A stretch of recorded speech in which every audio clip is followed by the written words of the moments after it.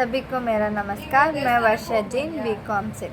आज हम बात करने वाले हैं एक नए एनर्जेटिक और फुल ऑन मनोरंजन से भरी बॉलीवुड फिल्म की, जो है बैंड बाजा और बारात।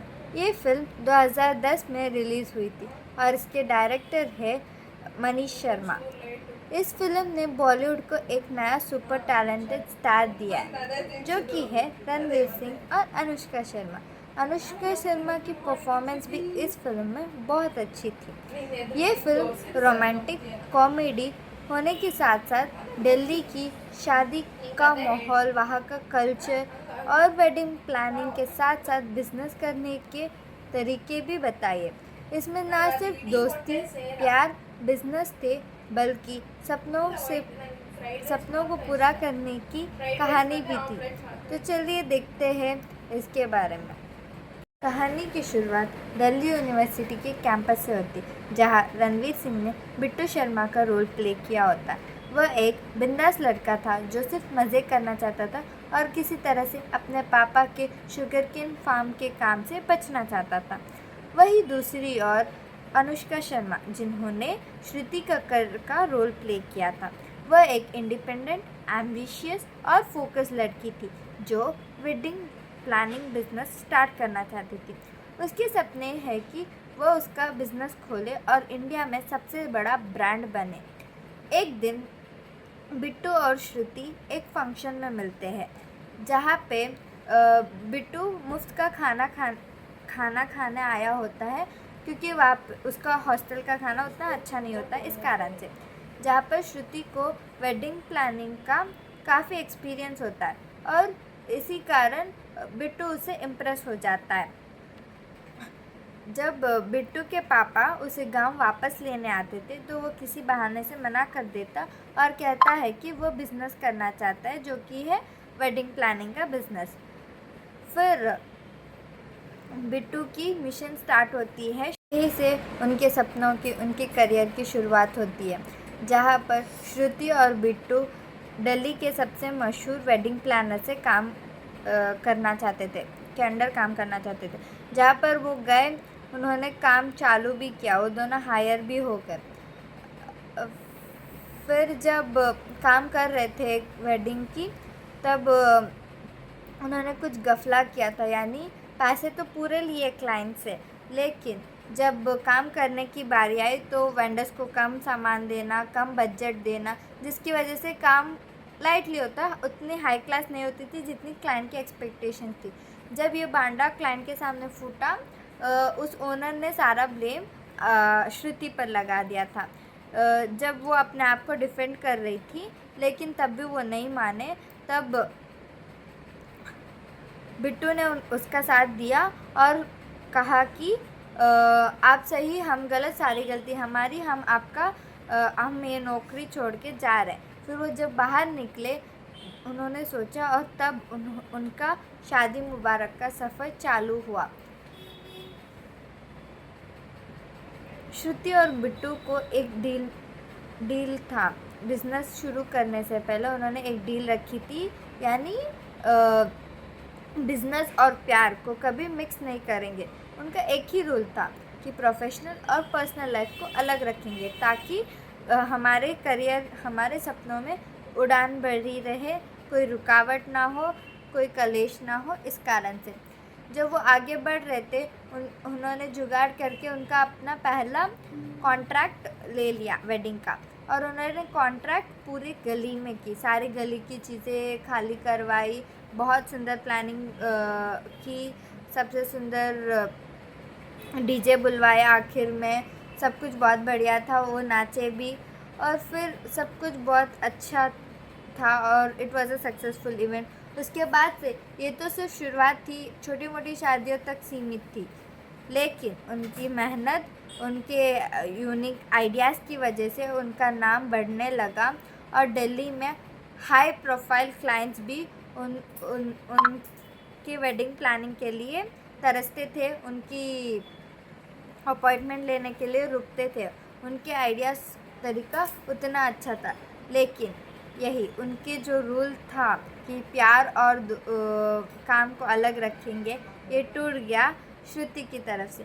श्रुति को बिट्टू से प्यार होने लग गया और एक दिन उनके बीच में प्यार हो गया। फिर 4-5 दिनों से बिट्टू अपने काम से काम रखने लगा, ज़्यादा श्रुति से घुलता मिलता नहीं था। जब दोनों की बात हुई तो सोचती थी कि अब दोनों एक दूसरे से प्यार करते हैं, लेकिन बिट्टू कंफ्यूज हो जाता है और सोचता है कि बस एक गलती थी और कुछ नहीं। बिट्टू की कन्फ्यूजन श्रुति को बहुत हर्ट करती है और दोनों के बीच मिसअंडरस्टैंडिंग शुरू हो जाती है और वो इस हद तक बढ़ती है कि बिज़नेस पर अफेक्ट कर जाती है। यहीं पर हमें वो रूल प्रूव करता है कि बिज़नेस और प्यार को अलग अलग रखना चाहिए, काम और प्यार को कभी मिलाना नहीं चाहिए, जिस वजह से मिसअंडरस्टैंडिंग क्रिएट होती है और वो सच में हुई।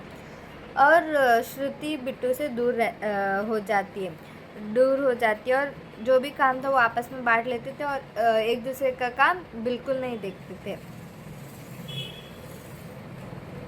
जब बिज़नेस टूटने की कगार पर आया, यानी उसके बाद से जो भी इवेंट हुई उसमें कुछ ना कुछ गलतियाँ हुई और गलतियाँ इस हद तक हुई कि दोनों संभाल नहीं पाए सिचुएशन को और क्लाइंट ऑफ कोर्स बुरा मानेगा, नो डाउट इन विच, जिसकी वजह से क्लाइंट्स को बहुत बुरा लगता था और उन पर से उनका ट्रस्ट कम होता चला गया।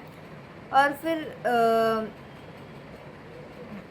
इन सारे डिफरेंसेस की वजह से श्रुति और बिट्टू ने तय किया कि वो अपना ये पार्टनरशिप तोड़ते हैं। वैसे भी वो टूटने के कगार पर आ ही चुकी है, जहाँ पे दोनों एक दूसरे को किसी चीज़ पे अग्री नहीं कर रहे। लाइक जब प्लानिंग होती है, कलर्स से लेके डेकोरेशन तक सारी चीज़ें एक दूसरे के अग्रीमेंट से होती है। जब एक दूसरे के बीच में डिसएग्रीमेंट्स होने लगे तो any plan wouldn't have worked out.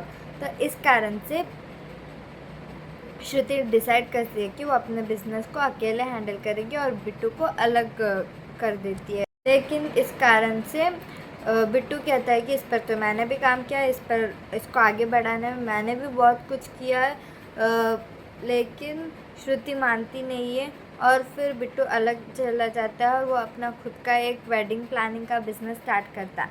लेकिन जो चीज़ें श्रुति में लैक करती थी वो बिट्टू संभाल लेता था, जिस चीज़ों में बिट्टू लैक करता था वो श्रुति संभाल लेती थी। इसी पार्टनरशिप की वजह से इनकी वेडिंग प्लानिंग, शादी मुबारक बहुत अच्छे से चल रही थी। लेकिन अब जब ये दोनों अलग हो ही गए हैं तो जब भी जो भी क्लाइंट या जो भी डील वो एक्सेप्ट कर रहे उनमें गलतियाँ ही गलतियाँ होती थी। That was not up to the mark. फिर एक दिन उनके जो दोस्त थे, जो खाना बनाने वाला था, जो डेकोरेशन वाला था, जो म्यूज़िक हैंडल वाला था, इन तीनों ने मिलकर एक बड़े से इवेंट जो इनकी कैजुअल फ्रेंड थी उनसे अरेंज कर रहा ताकि ये दोनों एक साथ फिर से काम कर सके, वरना ये दोनों कभी एक साथ हो ही नहीं सकते थे। इसी कारण से उन्होंने एक बड़े क्लाइंट की प्रोजेक्ट आती है जो सबसे बड़ी ग्रैंड वेडिंग होती है दिल्ली की, जिसके लिए दोनों को एक साथ बुलाया जाता है। क्लाइंट के प्लेस पर दोनों की बात होती है और क्लाइंट का यही शर्त होता है कि दोनों को एक साथ करने पड़ेंगे। अगर दोनों अलग अलग करेंगे तो ये डील किसी और को दे दी जाएगी, इनको बिल्कुल नहीं मिलेगी। फिर बिट्टू को समझ में आता है कि वो श्रुति से सच में प्यार करता है। वो श्रुति से माफ़ी मांगता है और फिर वो अपना प्यार कन्फेस भी करता है, और ये कहता भी है कि वो एक दूसरे के बिना बिजनेस हैंडल नहीं कर सकते, तो लाइफ कैसे ही हैंडल करेंगे, लाइफ तो अधूरी ही रह जाएगी एक दूसरे के बिना। तो फिर वो इन कंक्लूजन पे पहुँचते हैं। फिर वो सबसे बड़ी ग्रैंड वेडिंग जो ऑर्गेनाइज्ड होती है वो उन्हें सक्सेसफुली करते हैं। और इसी से हमें ये चलता है कि एक हैप्पी एंडिंग है जिसमें प्यार, शादी और सक्सेस तीनों का मिक्सचर है। दोनों एक दूसरे को समझने लगते हैं और श्रुति भी रियलाइज़ करती है कि उसका भी प्यार सच्चा था। कहानी एक ब्यूटीफुल वेडिंग सीक्वेंस के साथ ख़त्म हो जाती है, जहाँ पर दोनों अपनी शादी मुबारक की ग्रैंड इवेंट के रूप में प्लान करते। वो खुद अपनी इवेंट्स प्लान करते, वो खुद अपनी शादी के सारे इवेंट्स प्लान करते। शादी मुबारक की तरफ से वो बहुत सारे मज़े करते उसमें। और फाइनली मैं ये कहना चाहूँगी कि तो आखिर में मैं ये कहना चाहूँगी, अगर हमको प्यार, मोहब्बत, दोस्ती, बिज़नेस और सक्सेस, करियर में आगे बढ़ना, अपने लाइफ के सारे स्टेजेस को संभालना, अगर इन सब के मिक्सचर में आपको कुछ देखना होगा तो वो होगा बैंड बाजा और बारात, जिसमें फ़न, एंटरटेनमेंट, अनलिमिटेड डायलॉग सब कुछ होता है। और हम सारे दर्शकों की तरफ से इस फिल्म में बहुत सारा प्यार मिला है, जहाँ पर इसे 4.5 आउट ऑफ 5 रेटिंग मिली है। अगर हम इसके बजट के बारे में बात करें जाए तो ये करीबन 15 करोड़ की थी। जब हम बॉक्स ऑफिस की कलेक्शन के बारे में बात करें तो ये 33.3 करोड़ तक गए। और आखिर में मैं ये कहना चाहूँगी कि at the 56th Filmfare awards Band Baaja Baaraat को 6 नॉमिनेशंस मिले थे, जिसमें best film, best director, best actress, इन सारी चीज़ों का था, जिसमें से 2 अवार्ड बैंड बाजा बारात को मिलते, जो था बेस्ट मेल डिबेट, जो रणवीर सिंह को मिला था, और दूसरा था बेस्ट डिबेट डायरेक्टर, जो था मनीष शर्मा। इसी के साथ मैं अपना रिव्यू ख़त्म करते हुए आप सभी का तहे दिल से धन्यवाद करती हूँ। धन्यवाद।